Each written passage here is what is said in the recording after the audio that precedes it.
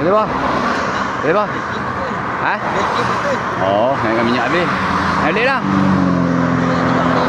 Ha? Nak tolak ah? Oh, tapi bateri putih tu. Boleh jalan tak tu? Ha? Try habis lah, no? Tak jauh apa? Tak apa, saya nak gelap tu kak.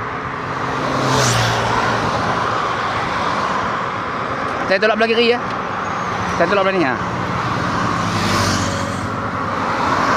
Ada tempat tolak tak? Saat-saat nak tendang tak nak lah. Lagi tak kena gaya. Tengok ni. Payah juga skuter ni tau. Tak try. Kaki dah lepas tengok.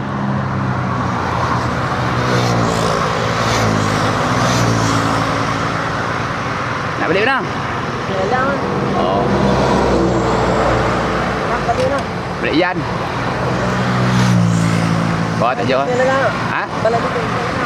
Dah saya pergi ke apa Lungan Bubuk. Dia keluar ambil kat tu tadi ya. Baru jadi ya. Oh.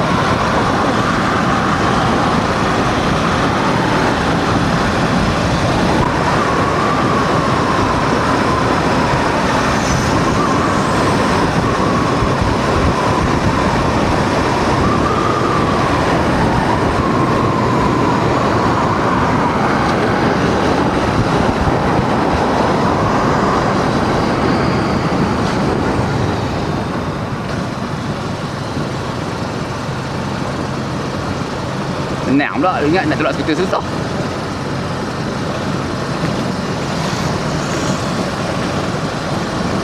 Lagi terus ya, saya masuk dalam motor lah. Dalam motor banyak kereta.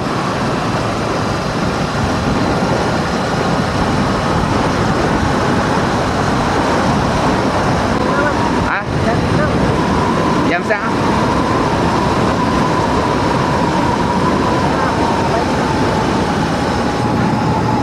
Okay lah.